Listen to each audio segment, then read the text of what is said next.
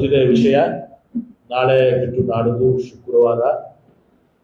ಇವತ್ತು ಸನ್ಮಾನ್ಯ ಸಿದ್ದರಾಮಯ್ಯನವರು, ಈ ರಾಜ್ಯದ ಜನಪ್ರಿಯ ಮುಖ್ಯಮಂತ್ರಿಗಳು,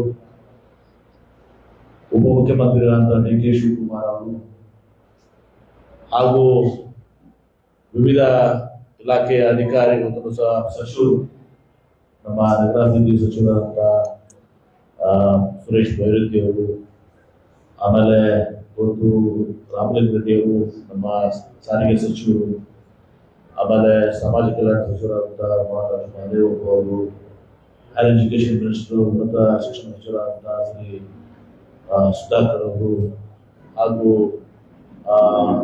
ತಲಬುರ್ಗಿ ಅವರು, ನಮ್ಮ ದೂರ ಒಂದರ ರಾಜ್ಯ ಸಚಿವರು ಅವರು, ಆಮೇಲೆ ನಮ್ಮ ಪವರ್ ಮಿನಿಸ್ಟರ್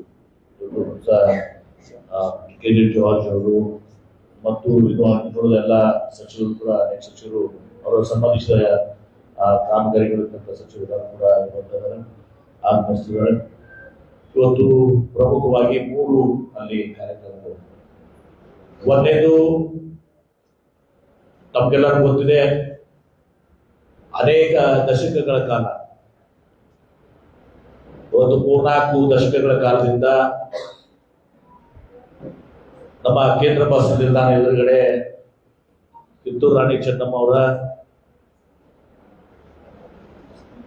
ನಮ್ಮ ದೇಶದ ಸ್ವಾತಂತ್ರ್ಯಕ್ಕಾಗಿ ಹೋರಾಟ ಮಾಡಿದಂತ ತಾಯಿ ಅವರ, ನಮ್ಮೆಲ್ಲರ ಕರ್ನಾಟಕ ರಾಜ್ಯದ ಹೆಮ್ಮೆ ವೀರರಾಣಿ ಕಿತ್ತೂರು ಚೆನ್ನಮ್ಮನವರ ಒಂದು ಸರ್ಕಲ್ ಆಗ್ಬೇಕು, ಮೂರ್ತಿ ಪ್ರತಿಷ್ಠಾಪನೆ ಆಗ್ಬೇಕು ಅಂತೇಳಿ ಬಹಳ ಆಶಯವನ್ನ, ಅದು ನಮ್ಮ ಹಿರಿಯರಾದಂತಹ ಶಂಕರಗೌಡ ಪಾಟೀಲ್ ಸೋಮನಹಳ್ಳಿಯವರು ಬಹಳ ವರ್ಷಗಳ ಕಾಲದಿಂದ ಪ್ರತಿ ಸಲ ಬಂದಾಗ ನನಗೆ ಒಂದು ಮನವಿಯನ್ನು ಕೊಡ್ತಾ ಇದ್ರು.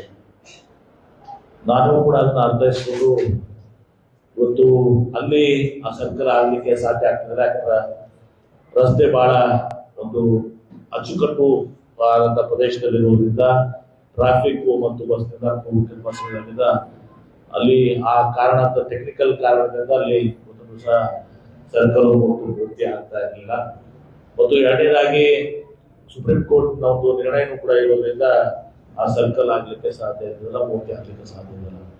ಹೀಗಾಗಿ ನಾನು ಒಂದು ದಿವಸ ನಿರ್ಣಯ ಮಾಡಿ ಒಂದು ಬಸ್ ಸ್ಟ್ಯಾಂಡ್ ನಲ್ಲಿ, ಕೇಂದ್ರ ಬಸ್ ನಿಲ್ದಾಣದಲ್ಲಿ ಆ ರಸ್ತೆಗೆ ಎದುರುಗಡೆ ಒಂದು ದಿವಸ ರಾಣಿ ಚೆನ್ನಮ್ಮನವರ ಒಂದು ಪೂರ್ತಿ ಆಗ್ಬೇಕು ಅಂತೇಳಿ ನಾನು ಪ್ರಸ್ತಾವನೆಯನ್ನ ಇವತ್ತು ಮುತುವರ್ಜಿ ವಹಿಸಿ ನಾನು ನಮ್ಮ ಏನು MD ಅವರ ಗುಲ್ಬರ್ಗ ನಮ್ಮ MD ಅವರಿಗೆ ಅಂದು ಇದು ಮಾಡಿಸಿ ಅವರಿಂದ ಒಂದು ಆದೇಶವನ್ನ ಮಾಡಿ ಸರ್ಕಾರ ಕಳಿಸಿ ಒಂದು 60/40 60/40 ಒಂದು ಜಮೀನನ್ನ ಒಂದು ನುಸಾರನ್ನ ಮುಂದೆ ನಂತರ ಎಲ್ಲ ಮುಖ್ಯಮಂತ್ರಿಗಳಿಗೆ ಎಲ್ಲರಿಗೂ ಹೇಳಿ ಶಿಕ್ಷೆಯನ್ನು ಕೊಡಿಸಿ, ಅವತ್ತು ಮುಖ್ಯಮಂತ್ರಿಗಳಾದ ಸಿದ್ದರಾಮಯ್ಯ 2013-18 ಅವಧಿಯಲ್ಲಿ ಅವರು ಮತ್ತು ಕೂಡ ಸಂಗಮ ಶ್ರೀಗಳು ಪಂಚಮಸಾಲಿ ಜಗದ್ಗುರು ಇವತ್ತು ಬಸವರಾಜ ಸ್ವಾಮೀಜಿಯವರು ಇವತ್ತು ಎಲ್ಲರೂ ಕೂಡ ನಾವು ಅಡಿಗಲ್ಲನ್ನ ಹಾಕಿದ್ವಿ. ಈಗ ಮೂರ್ತಿ ರೆಡಿಯಾಗಿದೆ.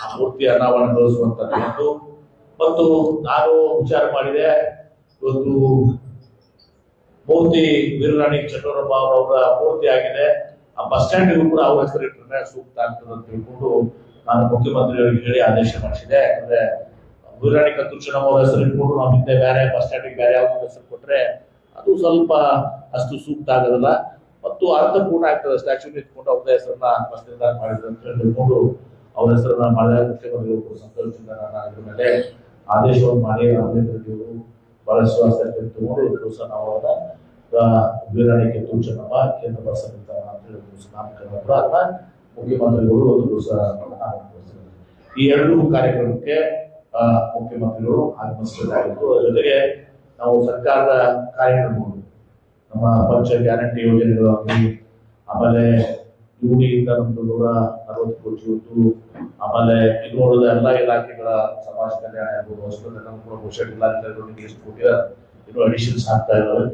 ಆಮೇಲೆ ಸಮಾಜ ಕಲ್ಯಾಣ ಇರ್ಬೋದು, ಇಲಾಖೆ ಇರ್ಬೋದು, ಅಥವಾ ನಮ್ಮ ಎನರ್ಜಿ ಡಿಪಾರ್ಟ್ಮೆಂಟ್ ಇರ್ಬೋದು ಅದಿರ್ಬೋದು ಕೆಲಸಗಳು, ಆಮೇಲೆ ನೀರಾವರಿ ಇಲಾಖೆ ಕೆಲಸಗಳು, ಆಮೇಲೆ ಎಲ್ಲ ಕೆಲಸಗಳು ಕೂಡ ಸರ್ಕಾರಿ ಕಾರ್ಯಕ್ರಮಗಳು ಕೂಡ ಒಂದೇ ಮೇಲೆ 2 ಹೋಗ್ತಾರೆ. ಮತ್ತು ಮೂರನೇದಾಗಿ ನಿನ್ನೆ ನಾನು ಜಿಲ್ಲಾಧಿಕಾರಿಗಳ ಸಭೆಯಲ್ಲಿ ನಾನು ಹೇಳಿಲ್ಲ, ಒಂದು ಇಲ್ಲಿ ನಾನು ಅನೌನ್ಸ್ ಮಾಡ್ತಾ ಇದ್ದೆ. ನಮ್ಮ ನಾಡಿನ ಜನಪ್ರಿಯ ಮುಖ್ಯಮಂತ್ರಿಗಳು ಸಿದ್ದರಾಮಯ್ಯ ಅವರು ಒಂದು ಗ್ರಾಮೀಣ ರೈತರ ಮಗನಾಗಿ ಸಾಮಾನ್ಯ ಜನಿಸಿ ಇವತ್ತು ನಮ್ಮ ಹಿರಿಯರು ಇಂದಿನ ಜನಪ್ರಿಯ ಮುಖ್ಯಮಂತ್ರಿಗಳಾದ ದಿವಂಗತ ಟಿ ದೇವರಾಜ್ ಅವರ ಒಂದು ಅವಧಿಯನ್ನ ಮೀರಿಸಿ ಆ ರೆಕಾರ್ಡ್ ಅನ್ನ ಇವತ್ತು ದಿವಸ ಬ್ರೇಕ್ ಮಾಡಿದ್ದಾರೆ. ಇವತ್ತು ದಿವಸ ಮಾಡಿ ನಮ್ಮ ಕರ್ನಾಟಕದ ಅತ್ಯಂತ ಹೆಚ್ಚಿನ ಅವಧಿಯ ಒಂದು ಮುಖ್ಯಮಂತ್ರಿಗಳು ಹೆಗ್ಗಳಿಕೆಗೆ ಇವತ್ತು ದಿವಸ ಮಾತನಾಡಿದ್ದಾರೆ. ಅದನ್ನ ಲಾಂಗೆಸ್ಟ್ ಸರ್ವಿಸ್ ಚೀಫ್ ಮಿನಿಸ್ಟರ್ ಒಂದು ದಿವಸ ಆಗಿ ಒಂದು ದಿವಸ ಅಂತಂದ್ರೆ ಅವ್ರಿಗೆ ಗೌರವನ ದಿವಸ ನಾವು ಜಿಲ್ಲೆಯ ಜನತೆಯ ಪರವಾಗಿ ಒಂದು ದಿವಸ ನಮ್ಮ ಕಾಂಗ್ರೆಸ್ ಪಕ್ಷದ ಎಲ್ಲರ ಪರವಾಗಿ ಆಯಿತು, ಜಿಲ್ಲೆಯ ಜನತೆಯ ಪರವಾಗಿ ಆಗಿತ್ತು. ಅವರಿಗೆ ಒಂದು ವಿಶೇಷವಾದಂತ ಒಂದು ಸನ್ಮಾನ ಕಾರ್ಯಕ್ರಮವನ್ನು ಕೂಡ ಹಾಕೊಂಡಿದ್ವಿ. ಅವರಿಗೆ ಸೂಕ್ತವಾದಂತ ಗೌರವ ಅರ್ಪಣೆಯನ್ನು ಕೂಡ ಏನನ್ನು ಹೇಳಿದಲ್ಲ, ಗೌರವ ಅರ್ಪಣೆಯನ್ನು ಕೂಡ ಮಾಡ್ತಾ ಇದ್ದಾರೆ. ಮೂರು ಪ್ರಮುಖ ಘಟನೆ. ಒಂದು ವೀರರಾಣಿ ಕಿತ್ತೂರು ಚೆನ್ನಮ್ಮನವರ ಅವರು 11:15 ಇವತ್ತು ಬಿಜಾಪುರಕ್ಕೆ ಲ್ಯಾಂಡ್ ಆಗ್ತಾರೆ. ಲ್ಯಾಂಡ್ ಆಗಿ 11:45 ನಾವು ಟೆಂಟೇಟಿವ್ ಆಗಿ ಪ್ಲಸ್ ಆರ್ ಮೈನಸ್ 15 ನಿಮಿಷ 11:45 ಕೇಂದ್ರ ಬಸ್ ನಿಲ್ದಾಣಕ್ಕೆ ನೇರವಾಗಿ ನಮ್ಮ ಸೈನಿಕ್ ಸ್ಕೂಲ್ ಹೆಲಿಪ್ಯಾಡ್ ನಿಂದ ಕೇಂದ್ರ ಬಸ್ ನಿಲ್ದಾಣಕ್ಕೆ ಬಂದು ವೀರರಾಣಿ ಕಿತ್ತೂರು ಚೆನ್ನಮ್ಮ ಅವರ ಮೂರ್ತಿಯವನ್ನ ಅನಾವರಣಗೊಳಿಸಿ, ಉಪಮುಖ್ಯಮಂತ್ರಿ ಇರ್ತಾರೆ, ಸಾರಿಗೆ ಸಚಿವರು ಎಲ್ಲಾ ಸಚಿವರುಗಳು ಇರ್ತಾರೆ, ಅನಾವರಣಗೊಳಿಸಿ ಹಸಿರು ನಾಮಫಲಕಗಳನ್ನು ಕೂಡ ಅನಾವರಣಗೊಳಿಸಿ ಅಲ್ಲಿ ಕಾರ್ಯಕ್ರಮ ಇಲ್ಲ, ಬಹಿರಂಗ ಸಭೆಯಲ್ಲಿ ಇಲ್ಲ, ಅದನ್ನ ಮಾಡಿ ಇವತ್ತು ದಿವಸ ಮುಖ್ಯಮಂತ್ರಿಗಳು ನೇರವಾಗಿ, ಯಾಕಂದ್ರೆ ಅಲ್ಲಿ ಜನ ಹಾಕಿರೋದು ಕುಂಭದಿಂದ ಕೆಲವು ಜನ ಬರ್ತಾ ಇದ್ದಾರೆ, ಆಮೇಲೆ ಅಲ್ಲಿ ಜನ ಕೂಡ ಅವರೆಲ್ಲರೂ ಕೂಡ ಸ್ಟೇಡಿಯಂ ಬರ್ಬೇಕಾದ್ರೆ ಸ್ವಲ್ಪ ಒಂದು 15-20 ನಿಮಿಷ ಸಮಯ ಬೇಕಾಗ್ತದೆ. ನಾವು ಆ ಕಾರ್ಯಕ್ರಮ ಮುಗಿಸಿ ನೇರವಾಗಿ ವೆಲೋಡ್ ರೂಮ್ ಹೋಗ್ತೀವಿ. ವೆಲೋಡ್ ರೂಮ್ ನಲ್ಲಿ ಅಲ್ಲಿನೂ ಕೂಡ ಪಬ್ಲಿಕ್ ಕಾರ್ಯಕ್ರಮ ಇಲ್ಲ, ಅಲ್ಲಿ ಉದ್ಘಾಟನೆ ಮಾಡಿ ಸೈಕ್ಲಿಸ್ಟ್ ಒಂದು ರೌಂಡ್, ಸೈಕ್ಲಿಸ್ಟ್ ಎಲ್ಲರೂ ಕೂಡ ಒಂದು ರೌಂಡ್ ಇದ್ರ ಮಾಡಿದ್ರೆ ರಾಜು ಬಿರಾದರ್ ಅವರು ಮತ್ತು ಎಲ್ಲರೂ ಹುಡುಗರೆಲ್ಲ ಸೈಕ್ಲಿಸ್ಟ್ ಅಸೋಸಿಯೇಷನ್ ಎಲ್ಲರೂ ಕುಡ್ಕೊಂಡು, ಸೈಕ್ಲಿಂಗ್ ಅಸೋಸಿಯೇಷನ್ ಎಲ್ಲ ಕುಡ್ಕೊಂಡು ಒಂದು ಉದ್ಘಾಟನೆ ಮಾಡಿ ಒಂದು ರೌಂಡ್ ಸೈಕಲ್ ಮಾಡಿ ಸಾಂಕೇತಿಕವಾಗಿ ಮಾಡಿ ತದನಂತರ ಅಲ್ಲಿಂದ ಮುಖ್ಯಮಂತ್ರಿಗಳು ಸೀದಾ ಬರೋಬ್ಬರಿ 12:15 ಇದು ಪಬ್ಲಿಕ್ ಕಾರ್ಯಕ್ರಮ ಸ್ಟಾರ್ಟ್ ಆಗುತ್ತೆ. ಆ ಪಬ್ಲಿಕ್ ಕಾರ್ಯಕ್ರಮದಲ್ಲಿ ಮತ್ತೊಮ್ಮೆ ಹೇಳ್ತಾ ಇದ್ದೀನಿ, ಪ್ರಮುಖವಾಗಿ ವೀರರಾಣಿ ಕಿತ್ತೂರು ಚೆನ್ನಮ್ಮನವರ ಒಂದು ಏನು ಮೂರ್ತಿ ಅನಾವರಣಗೊಳಿಸಿದ್ದಾರೆ ಮತ್ತು ನಾಮಕರಣ ಮಾಡಿದ್ದಾರೆ, ಅದು ಒಂದು ಉದ್ದೇಶಿತ ಕಾರ್ಯಕ್ರಮ.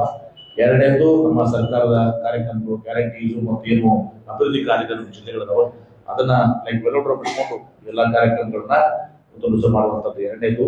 ಮೂರನೇದು ಅವರಿಗೆ ನಾವು ಒಂದು ದಿವಸ ಜಿಲ್ಲೆಯ ಜನತೆ ಪರವಾಗಿ ದಿವಸ ಇವತ್ತು ಅವರಿಗೆ ನಾವು ಪಕ್ಷಾತೀತವಾಗಿ ಒಂದು ದಿವಸ ನಮ್ಮ ಕಾಂಗ್ರೆಸ್ ಜನರದು ಅಭಿಪ್ರಾಯ ಇತ್ತು, ಜಿಲ್ಲೆಯ ಜನರದು ಅಭಿಪ್ರಾಯ ಇದೆ. ಇವತ್ತು ಒಬ್ಬ ಹೆಗ್ಗಳಿಕೆಗೆ ಪಾತ್ರ ಆಗಿದ್ದಾರೆ ಒಂದು ದಿವಸ ಅವರು ದೇವರಾಜ ನಂತರ ಅವ್ರ ರೆಕಾರ್ಡ್ ಬ್ರೇಕ್ ಮಾಡಿದ್ದಾರೆ. ಅವರಿಗೆ ಜಿಲ್ಲೆಯ ಜನತೆಯ ಪರವಾಗಿ ಗೌರವಿಸುವಂತ ಕೆಲಸ ಜಿಲ್ಲಾ ಉಸ್ತುವಾರಿ ಸಚಿವರಾಗಿರ್ಬೋದು ಸರ್, ನಾನು ಅವರಿಗೆ ಬಹಳ ಅರ್ಥಪೂರ್ಣವಾಗಿ ಅವ್ರನ್ನ ಗೌರವಿಸುವಂತ ಮಾಡ್ತಾ ಇದ್ವಿ. ಇದು 3 ಕಾರ್ಯಕ್ರಮ ಇವತ್ತು. ಅದಕ್ಕೆ ನಾವು ಈಗ ಕಾಂಗ್ರೆಸ್ ಪಕ್ಷದಿಂದನೂ ಕೂಡ ಆಫಿಷಿಯಲ್ ಗೌರ್ಮೆಂಟ್ ಪ್ರೋಗ್ರಾಮ್, ಅದು ಗೌರ್ಮೆಂಟ್ ಪ್ರೋಗ್ರಾಮ್ ಆಗಿರೋದು ಕಾಂಗ್ರೆಸ್ ಪಕ್ಷದಲ್ಲಿ ಕೂಡ ನಾವು ಮಾಡಿ ಜಾಸ್ತಿ ಜನ ದಿವಸ ಬರಬೇಕು ಮತ್ತು ಅವರಿಗೆ ಗೌರವಿಸುವಂತ ಕಾರ್ಯಕ್ರಮ ಇತ್ತಲ್ಲ. ಹೀಗಾಗಿ ನಾವು ಕೂಡ ಇಲ್ಲಿ ಸೇರಿಸಿ ಎಲ್ಲ ಬ್ಲಾಕ್ ನಿನ್ನೆ ನಾವು ನಾಲ್ಕೂರು ಆಮೇಲೆ ಕಡೆಗೌಡರು ಮತ್ತು ಅಶೋಕ್ ಮಂತ್ರಿಗಳು ಚರ್ಚೆ ಮಾಡಿದ್ವಿ. ಆಮೇಲೆ ನಾವೆಲ್ಲ ಶಿವಣ್ಣ ಸಚಿವರು ಮಾತಾಡಿದ್ದೀನಿ. ಅದೇ ರೀತಿ ಯಶವಂತಪುರ ಒಂದು ದೇವಸ್ಥಾನ ಎಲ್ಲರೂ ಕೂಡ ಮಾತಾಡಿ ಅವ್ರು ಗೌರವಿಸುವಂತ ಕಾರ್ಯಕ್ರಮ ಹೆಚ್ಚಿನ ಒಂದು ಸಂಖ್ಯೆಯಲ್ಲಿ ಜನ ಬಂದು ಅವ್ರಿಗೆ ಗೌರವ ಸಲ್ಲಿಸುವಂತ ಕಾರ್ಯಕ್ರಮದಲ್ಲಿ ಸಾಕ್ಷಿಯಾಗಲಿ ಅಂತ ಮಾಡಿದ್ವಿ. ಆಮೇಲೆ ವೀರರಾಣಿ ಕಿತ್ತೂರು ಚೆನ್ನಮ್ಮ ನಮ್ಮ ಪ್ರಧಾನ ಕಾರ್ಯಕರ್ತ ನಮ್ಮ ಆಳೂರು, ನಾನು ಎಲ್ಲಾ ಜನರಿಗೂ ಕೂಡ ನಮ್ಮೊಂದು ಸರ್ಕಾರಿ ಕಾರ್ಯಕ್ರಮ ಸರ್ಕಾರದಿಂದ ಊಟ ವ್ಯವಸ್ಥೆ ಮಾಡ್ತಾ ಇದ್ವಿ. ನಾವು ಇಷ್ಟೆಲ್ಲ ವೀರರಾಣಿ ಚೆನ್ನಮ್ಮ ಸಲುವಾಗಿ ಮಾಡ್ತಾ ಇದ್ರಿ. ನಾವು ಪ್ರಸಾದ ವ್ಯವಸ್ಥೆ ಏನಿದೆ ಊಟದ ವ್ಯವಸ್ಥೆಯನ್ನ ನಾವು ಮಾಡ್ತೀವಿ. ಅವರ 20,000 ಜನರಿಗೆ ನಾವು ಊಟದ ವ್ಯವಸ್ಥೆಯನ್ನು ಅವರು ಸ್ವಂತ ಕಾಂಟ್ರಾಕ್ಟರ್ ಮತ್ತು ಪ್ಲಸ್ ಅವರು ಅವರ ಸಂಸ್ಥೆಯವರು ಹೀಗಾಗಿ ಇಷ್ಟೆಲ್ಲ ಕಾರ್ಯಕ್ರಮಗಳು ನಿಮ್ಮ ಸಹಕಾರ ಕೂಡ ಬೇಕು. ಮತ್ತು ಮುಖ್ಯಮಂತ್ರಿಗಳು ಇಂಥ 2 ಪ್ರಮುಖವಾಗಿ ವೀರರಾಣಿ ಕಿತ್ತೂರು ಚೆನ್ನಮ್ಮನವರ ಅನೇಕ ದಶಕಗಳಿಂದ ಅನೇಕ ದಶಕಗಳಿಂದ ನೆನಪಿದ್ದಂತ ಅವರ ಈಗ ಪೂರ್ತಿ ಪ್ರತಿಷ್ಠಾಪನೆ ನಾಮಕರಣ ಆಗ್ತದೆ. ನಾವು ಈಗಾಗಲೇ ನಮ್ಗೆ ಗೊತ್ತಿದೆ ಏರ್ಪೋರ್ಟ್ ಅನಾದಿಂದ ಬಂದು ನಾವು ಕೇಂದ್ರ ಸರ್ಕಾರಕ್ಕೆ ಈಗ ನಾವು ಕೇಂದ್ರ ಸರ್ಕಾರ ಮಾಡೋದು ಇಲ್ಲ. ಆಕ್ಚುಲಿ ಅದರಲ್ಲಿ ನಮ್ಮ ಈಗ ಅದರಲ್ಲಿ ಏರ್ಪೋರ್ಟ್ ಅಲ್ಲಿ ಇವತ್ತು ನಮ್ಮ ಇದರಲ್ಲಿದೆ. ಅದಕ್ಕೆ ಇವತ್ತು ನಮ್ಮ ವಿಶ್ವಗುರು ಬಸವಣ್ಣವರ ಹೆಸರನ್ನ ಪುಸ್ತಕಕ್ಕೆ ರೈಲ್ವೆ ಸ್ಟೇಷನ್ಗೆ ಇವತ್ತು ನಾವು ಕೇಂದ್ರ ಸರ್ಕಾರಕ್ಕೆ ಬಂದಿದ್ವಿ. ಯಾಕಂದ್ರೆ ಆಮೇಲೆ ನಿಮ್ಮ ಸಿದ್ದೇಶ್ವರ ಸ್ವಾಮಿಯವರ ಸಲಹೆ ಕೂಡ ಅರಣ್ಯ ಒಂದು ರಿಸರ್ವ್ ಫಾರೆಸ್ಟ್ ಮಾಡಿ ಸೈನ್ಸ್ ಹೀಗೆ ಆಮೇಲೆ ರಾಣಿ ಚೆನ್ನಮ್ಮನವರು ಅಕ್ಕಮಹಾದೇವರ ಹೆಸರನ್ನು ಈಗಾಗಲೇ ನಮ್ಮ ವಿಶೇಷವಾಗಿ ಅಲ್ಪಸಂಖ್ಯಾತ ಬಂಧುಗಳು ಕೂಡ ನಮ್ಮ ಇಬ್ರಾಹಿಂ ಆದಿಲ್ ಶಾಹಿ ಅವರು ಮಾಡಿದ್ದಾರೆ. ಆದಿಲ್ ಶಾಹಿ ಸಲುವಾಗಿ ಒಂದು ಏನಾದ್ರು ಮಾಡಬೇಕು, ಅವರ ಸಮಗ್ರ ಸಾಹಿತ್ಯಗಳು ನಾವು ಮಾಡಿದ್ರು ಕೂಡ ಇನ್ನೊಂದು ಏನಾದ್ರು ಇಬ್ರಾಹಿಂ ಆದಿಲ್ ಶಾಹಿ ಅವರ ಸಲುವಾಗಿ ಸ್ಮರಣೆಗಾಗಿ ಏನಾದ್ರು ಮಾಡಬೇಕು ಅಂತ ಕೂಡ ಅದನ್ನು ಕೂಡ ಮುಂದಿನ ಮಾಡ್ತೀವಿ, ಅದನ್ನು ಕೂಡ ಮಾಡ್ತೀವಿ. ನೋಡಿದ ಎಲ್ಲಾನು ಯಾವ್ಯಾವ ರೀತಿ ಗೌರವಿಸಬೇಕು ಅನ್ನೋದನ್ನು ಕೂಡ ಗೌರವ ನಾಡಿನ ಕೆಲಸವನ್ನ ಮಾಡ್ತಾ ಇದ್ದಾರೆ. ಹೀಗಾಗಿ ಈ ಒಂದು ಕಾರ್ಯಕ್ರಮಕ್ಕೆ ಇವತ್ತು ಎಲ್ಲ ಬಹಳಷ್ಟು ವಿಜಯಪುರ ಜಿಲ್ಲೆಯ ಜನ ಪಕ್ಷಾತೀತವಾಗಿ ಸರ್ಕಾರಿ ಕಾರ್ಯಕ್ರಮ ಇಲ್ಲಿ ಕಾಂಗ್ರೆಸ್ ಪಕ್ಷದ ಕಾರ್ಯಕ್ರಮ ಅಲ್ಲ, ಆದ್ರೂ ಕೂಡ ನಾವು ಅವ್ರನ್ನ ಗೌರವಿಸುವಂತದ್ದು ಪಕ್ಷಾತೀತವಾಗಿ ಗೌರವಿಸುವಂತ ಕೆಲಸನ ಇವತ್ತು ಜಿಲ್ಲೆ ಜನತಾ ಪರವಾಗಿ ಮಾಡ್ತಾ ಇದ್ದೀವಿ. ಅದಕ್ಕೆ ಮಾಧ್ಯಮದವರು ಕೂಡ ಹೆಚ್ಚಿಗೆ ಈ ಕಾರ್ಯಕ್ರಮಕ್ಕೆ ಪ್ರಚಾರ ಕೊಡಬೇಕು. ಜಿಲ್ಲೆಯ ಒಂದು ಹೆಮ್ಮೆ ಕಾರ್ಯಕ್ರಮ ವೀರಾಣಿ ಕಿತ್ತೂರು ಚೆನ್ನಮ್ಮನವರು ಬ್ರಿಟಿಷರ ವಿರುದ್ಧ ಇವತ್ತು ಹೋರಾಟವನ್ನು ಮಾಡಿ ಒಂದು ದೊಡ್ಡ ಕೊಡುಗೆಯನ್ನು ನಮ್ಮ ದೇಶಕ್ಕೆ ಸ್ವಾತಂತ್ರ್ಯ ಸಿಗಲಿಕ್ಕೆ ಕಾರ್ಯಕರ್ತರು ಅವರ ಮೂರ್ತಿ ಸ್ಥಾಪನೆ ಅವರ ಹೆಸರು ಮಾಡುವಂತದ್ದು ಮಹತ್ ಕಾರ್ಯ ಸಹ ಒಂದು ನೆರವೇರಿದೆ. ಶಂಕರಗೌಡರ ಆಶಯವನ್ನು ಸಹ ನಾವು ನಿರ್ವಹಿಸಿದೆ. ನಮ್ಮೆಲ್ಲರ ಆಶಯಗಳು ಕೂಡ ಆಗಿತ್ತು, ಆಶಯವನ್ನು ಸಹ ನಮ್ಮವರು ಕನ್ನಡಿಗರ ಅನ್ನೋದನ್ನ ನಮ್ಮ ಹೆಮ್ಮೆಯ ವಿಚಾರ ಮತ್ತು ಎಲ್ಲ ಕಾರ್ಯಕರ್ತರು ಇದ್ದಾರೆ. ಅದಕ್ಕೆ ನಾವೆಲ್ಲರೂ ಸಹಕಾರವನ್ನು ಮಾಡಬೇಕು. ಕಾರ್ಯಕ್ರಮ ಪಟ್ಟಿಗೆ 11:45ಕ್ಕೆ ಬಸ್ ಸ್ಟ್ಯಾಂಡ್ ನಲ್ಲಿ ಮಾಡಿ ಅಲ್ಲಿ ಅರ್ಧ ಗಂಟೆ ಹೋಗುತ್ತೆ. ಆಮೇಲೆ ನಂತರ ನಾವು ಹೋಗಿ ಅಲ್ಲಿ ಸಾಂಕೇತಿಕವಾಗಿ ಉದ್ಘಾಟನೆ ಮಾಡಿ 12:30ವರೆಗೆ ನಾವು ಟೆಂಟೇಟಿವ್ ಆಗಿ ಒಂದು 12:30ವರೆಗೆ ಪಬ್ಲಿಕ್ ಕಾರ್ಯಕ್ರಮವನ್ನ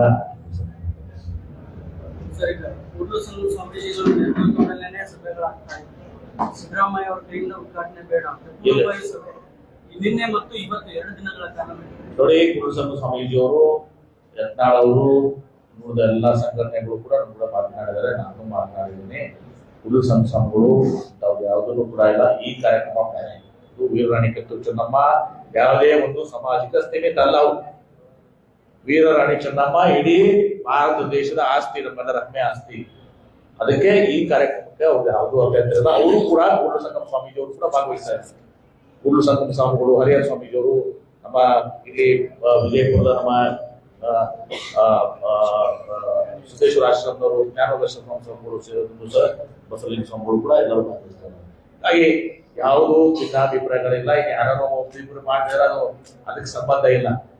ಕಿತ್ತೂರು ರಾಣಿ ಚೆನ್ನಮ್ಮನವರು ದೇಶದ ಆಸ್ತಿ, ದೇಶದ ಸಲುವಾಗಿ ಹೋರಾಟ ಮಾಡಿದಂಥವ್ರು. ಹಾಗಾಗಿ ಅವ್ರದ್ದೇನದ ಅದು ಬೇರೆ. ಇಲ್ಲಿ ಇದು ಸರ್ಕಾರಿ ಕಾರ್ಯಕ್ರಮ ಗೌರವಿಸಿದ್ರೆ ಕೂಡಲ ಸಂಘ ಸ್ವಾಮಿಗಳದ್ದು ಅಭಿಪ್ರಾಯ ಇದೆ. ಯತ್ನಾಳವ್ರದ್ದು ಮಾತಾಡಿದ್ರಿ, ಶಿವಾನಂದ ಪಾಂಡ್ರು, ಎಲ್ಲರೂ ಯಾರ್ದು ಕೂಡ ಸಹ ಇಲ್ಲ. ಅವರು ಕೂಡ ಕೂಡಲ ಸಂಘ ಸ್ವಾಮಿಗಳು ಕೂಡ ಭಾಗವಹಿಸ್ತಾರೆ. ನಗರದ ಶಾಸಕರು ಕೂಡ ಭಾಗವಹಿಸ್ತಾರೆ. ಸ್ವಾಮೀಜಿ ಮೀಟಿಂಗ್ ಮಾಡಿ ಸ್ಪಷ್ಟ ಮಾಡಿದ್ದಾರೆ. ಕಾರ್ಯಕ್ರಮಕ್ಕೆ ಶೋಭೆ ತಂದು ಕೊಡ್ಬೇಕಂತ ಅವರು ಕೂಡ ಎಲ್ಲ ಮಾಡಿದ್ದಾರೆ.